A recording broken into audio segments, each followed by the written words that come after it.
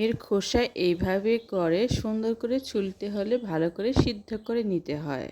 আর সিদ্ধ করার সময় অবশ্যই ১ চিমটি লবণ তো অবশ্যই বাঞ্ছনীয়। আর ১ চিমটি লবণ দিলে হয় কি, ঠিক এইভাবে অনেক সুন্দর করে ছুলে নেওয়া যায়।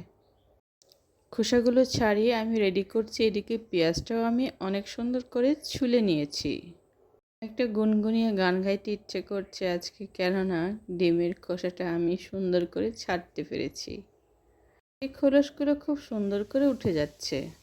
তাতেই তো অনেক ভালো লাগে, যখন কাজ করতে যাই কাজগুলো যখন খুব সহজে হয় না, তখন মনের খুব আনন্দ লাগে। আমার বাচ্চারা আজকে বায়না ধরেছে ওদের জন্য নাকি ডিম ভুনা করে দিব, তাই ভাবছি একেবারে অন্যরকম স্টাইলে আজকে ডিম ভুনাটা আমি ওদের করে খাওয়াবো। হাতের ডিম ভুনা এত স্বাদ আর টেস্টি যেন হয়, তার জন্য অবশ্যই আমি অনেক কষে কষে রান্না করব আজকে। পেঁয়াজগুলো অবশ্যই কুচি কুচি করে কেটে নিলে সুবিধে হয় তেলে ভাজার জন্য, আর এইভাবে কাটলে পরে তেলে ভাজতে খুবই সুবিধে হয়। অল্পতেই ভাজা হয়ে যায় অনেক সুন্দরভাবে।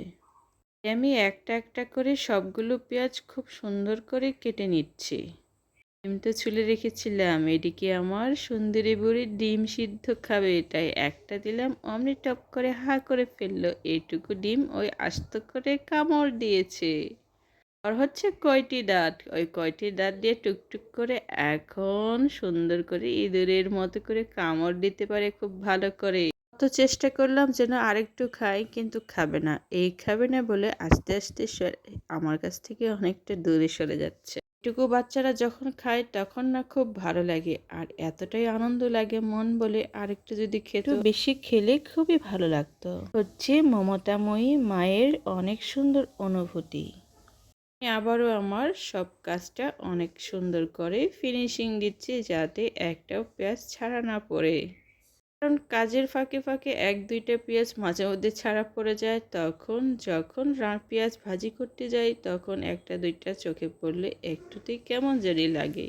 সবগুলো পেঁয়াজ আমার অনেক সুন্দরভাবে কুচি কুচি করে কাটা হয়ে গেছে এখন। আর ছোট্ট বুড়িটা আবারও একটা ডিম নিয়ে সে খাওয়ার চেষ্টা করছে, খুব মজা করে। মাকেও অনেক আদর করে খাইয়ে দেওয়ার চেষ্টা করছে।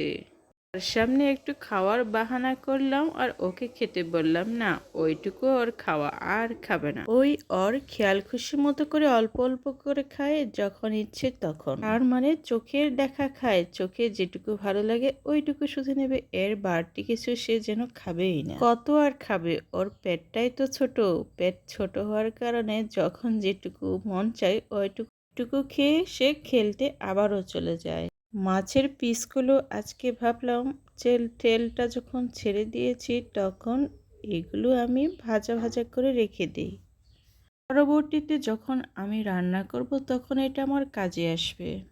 তাছাড়া ডিপ ফ্রিজ থেকে মাছগুলো বের করে গলাতে অনেকটাই সময় লেগে যায়, যে সময়টাতে আমি রান্না করে ফেলতে পারি। এটা আমি নর্মাল করে রাখিয়ে দিতে পারি, যখন আমার প্রয়োজন পড়বে তখন আমি আমার সবজি তরকারিগুলোতে কিংবা মাছ ভুনা করতে পারি। যেটাই করি না কেন আমার খুব কাজে আসবে, তাই আমি চট করে এগুলো ভাজি করে রেখে দিলাম বাটিতে করে। মাছগুলো ভাজা ভাজা হয়ে গেছে, এখন আমি সুন্দর করে বাটিতে করে তুলে নেব। বাটিতে করে তুলে রাখলে শুকনো বাটি অবশ্যই প্রয়োজন। একদিন আমার শ্বশুর বলেছিল, বৌমা আমাকে পুঁটি মাছগুলো মচমচে করে ভাজি করে দাও তো। আর আমি সেদিন কি করেছিলাম জানেন? সেদিন আমি ভেজা ভাটির উপর মচমচে ভাজা মাছগুলো রেখে দিয়েছিলাম। পরবর্তীতে খেতে যাওয়ার সময় আমার চোখে পড়লো মাছগুলো কেমন জানি নরম হয়ে গেছে। তখন আমি বুঝতে পারলাম যে আমি ভেজা বাটির উপর মাছগুলো রেখে দিয়েছিলাম। তখন ছিলাম প্রথম প্রথম একেবারে শ্বশুরের বৌমা। সেদিন আমার শ্বশুর আমাকে কিচ্ছু বলেনি, পরে তো নিজে থেকেই বুঝতে পেরেছি। যা মাছ মচমচে করে খেতে হলে অবশ্যই শুকনো বাটি কিংবা শুকনো ঝাঁকায় রাখতে হবে, তবেই না মচমচা মাছ ভাজা খাওয়া যায়। মাছগুলো একটু নেড়েচেড়ে দেখছি আর কতটুকু লাল লাল হয়েছে সেগুলো আমি উঠিয়ে নিচ্ছি। গ্যাসের চুলা চট করে সবগুলোই লাল লাল হয়ে যাচ্ছে, আর আমি অনেক সুন্দর করে শুকনো বাটিতে উঠিয়ে নিচ্ছি।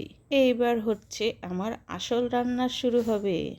আমার অতটাও লাল হয়নি, এতটাও পুড়ে যায়নি। এই তেলটা আমি আবার ব্যবহার করতে পারবো আমি আমার রান্নায়।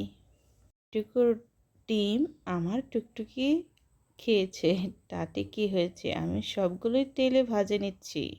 তেলে রান্না করার আগে ডিমটা ভেজে নিলে হয় কি, খেতে খুবই সুস্বাদু হয় ডিম ভুনা করার পর। তার কারণে অবশ্যই রান্নার সময় গরম গরম তেলে হলুদ, মরিচ আর লবণ মাখিয়ে ডিমগুলো ভেজে নিতে হয়। এক পাশ ভাজা হয়ে গেলে আরেক পাশ অবশ্যই নেড়েচেড়ে দিতে হয়, তাহলে সব পাশে সমানভাবে লাল লাল অংশগুলো সমানভাবে চারিদিকে ছড়িয়ে পড়ে।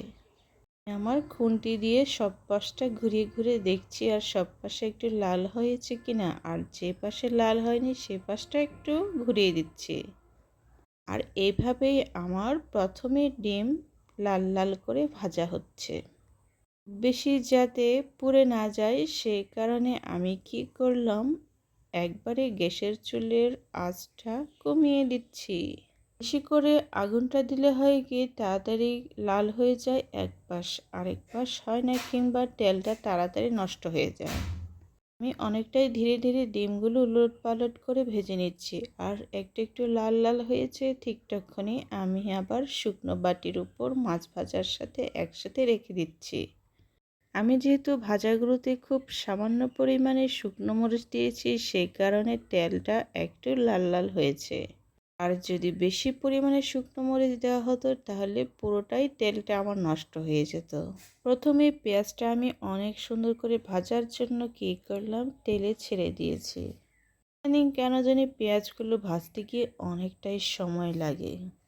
যতটাই সময় লাগুক আমি আমার রান্নাটা অবশ্যই সুন্দর করে করার চেষ্টা করব। পেঁয়াজের সাথে আমি একটু হালকা থেতলে নেওয়া রসুনগুলো দিয়ে দিচ্ছি, যাতে খেতে খুবই টেস্টি হয়। অনেকের হয়তো ভালো না লাগতেও পারে, কিন্তু আমার গোটা গোটা রসুন ভাজা খেতে কিংবা ভুনা তরকারিতে দিলে খুবই খেতে ভালো লাগে। গোটা গোটা পেঁয়াজগুলো আমি চামচ দিয়ে একটা একটা করে সবগুলো ছাড়িয়ে নিচ্ছি, আর তাতে খুব সুন্দর করে ভাজা হচ্ছে। এভাবে আমি আমার রান্নার শুরুটা করছি খুব সুন্দর করে সাবলীলভাবে। আমার টুনটুনি আমার আশেপাশে ঘোরাফেরা করছে, ওর জন্য আমি আবার কী করলাম, ছোট্ট একটা ভাজা ডিম দিয়ে দিচ্ছি। রান্না করার সময় আজকে অনেকটাই বাতাস জানালা দিয়ে প্রবেশ করছিল।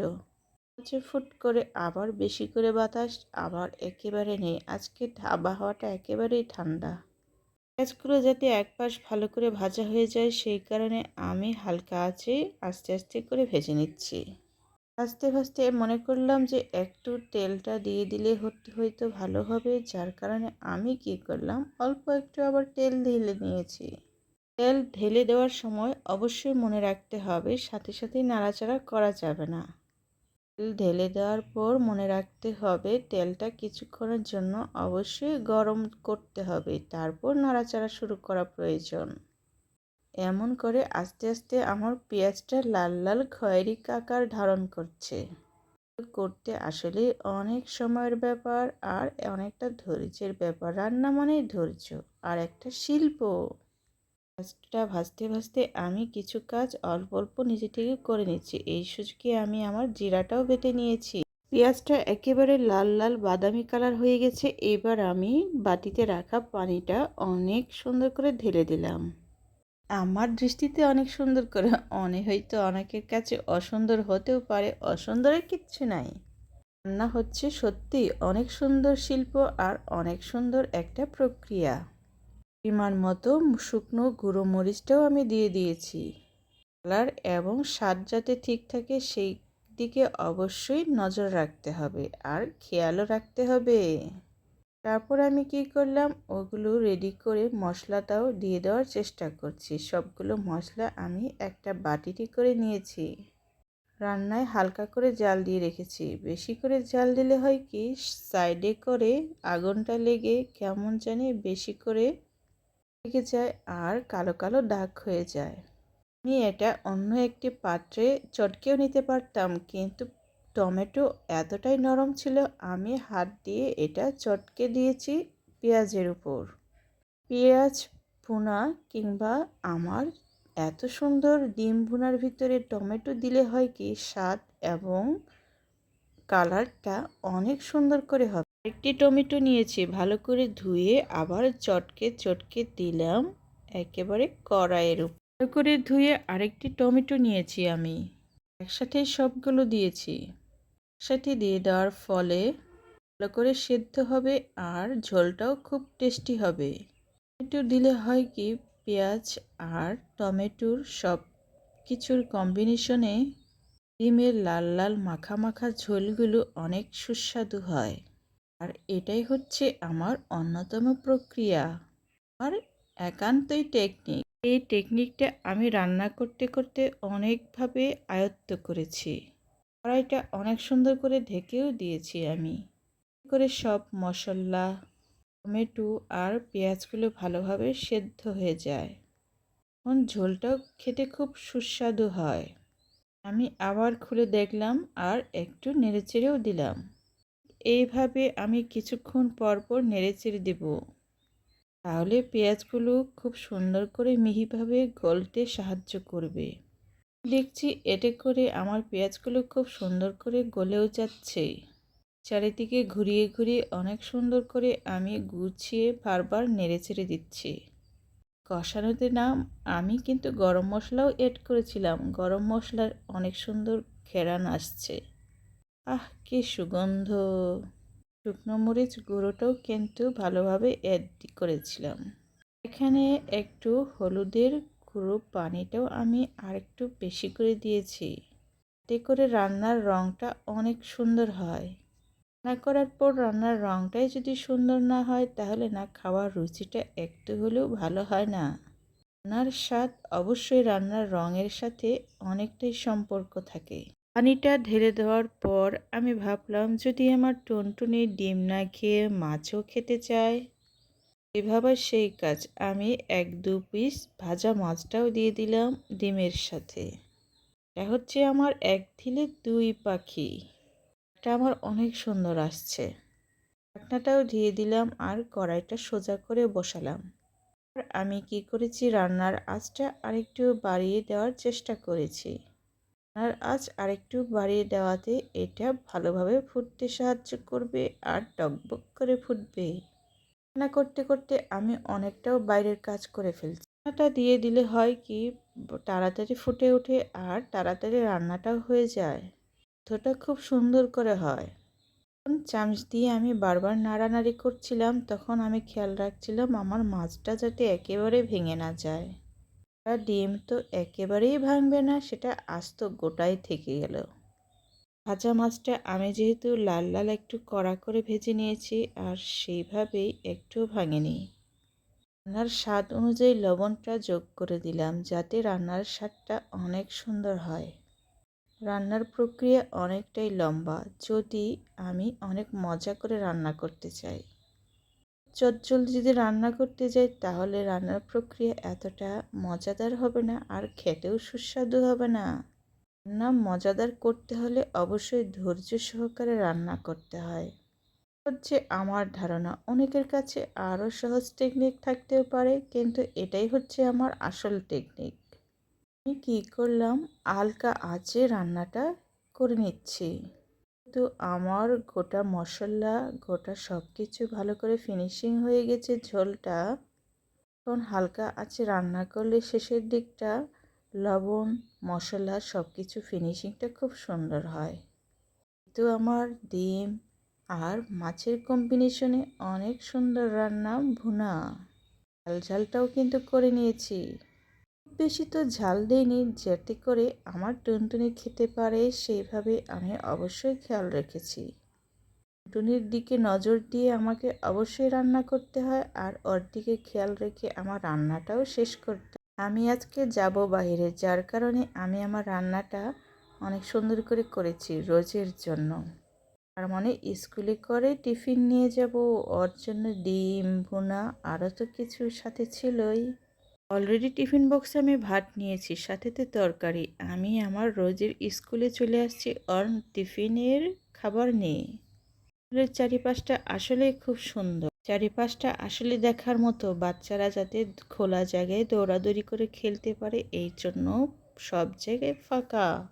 দেয়ালের ধারে অনেক সুন্দর সুন্দর ফুল গাছ লাগিয়েছে, আর বাগানের এক পাশ তো অনেক সুন্দর ফুলের বাগান আছে। সুন্দর পরিবেশ।